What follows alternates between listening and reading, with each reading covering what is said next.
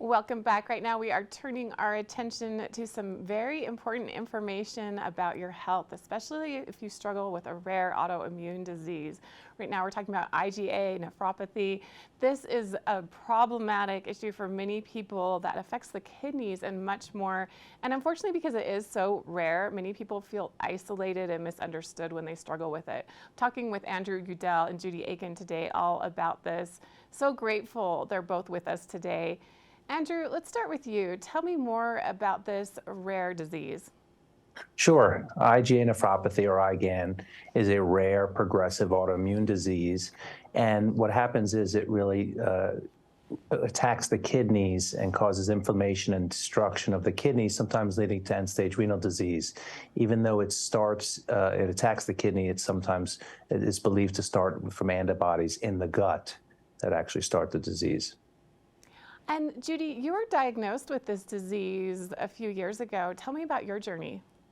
My journey started in the summer of 2019 when I went to visit my primary care doctor, who decided to run a full panel of blood tests. It came back that I was in stage 3 chronic kidney disease, which led to a biopsy of the kidney that determined that I had IgAN or IgA nephropathy.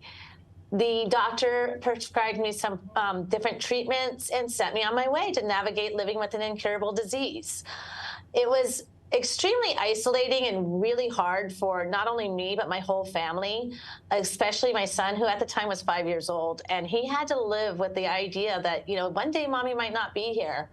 So determined to not go on dialysis, I decided to make some lifestyle changes. I went on a low-sodium, plant-based diet. I go see my nephrologist about every 3 months to check my kidney function and just make sure that my levels for protein are doing well. And, I also just started reaching out on social media so that I could connect with other patients, so I could find my community and be able to have other people in my life that understood what I was going through. Andrew, what are some current treatment options for people with this disease?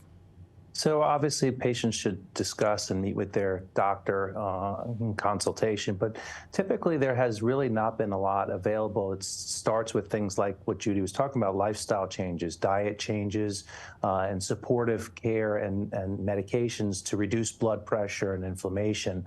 Fortunately, there's been a lot of research in the area, and Calliditas Therapeutics, the company I work for, received an FDA approval for the first medication that's targeted specifically to treat IgA nephropathy.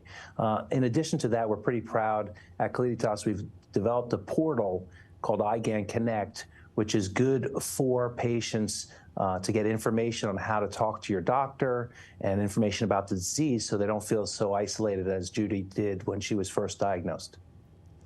And Judy, this is a very rare condition, IgAN.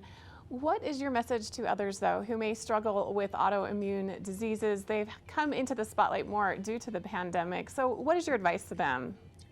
Find your community. Honestly, go out, social media, places like IgA Connect. It's such a wonderful place to come together and be able to have that sense of, an IgA family where you can go and talk to other people about their experiences, because ultimately that may help you in handling your disease.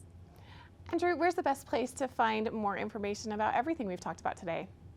Once again, it's IgA Connect, which is IgANconnect.com.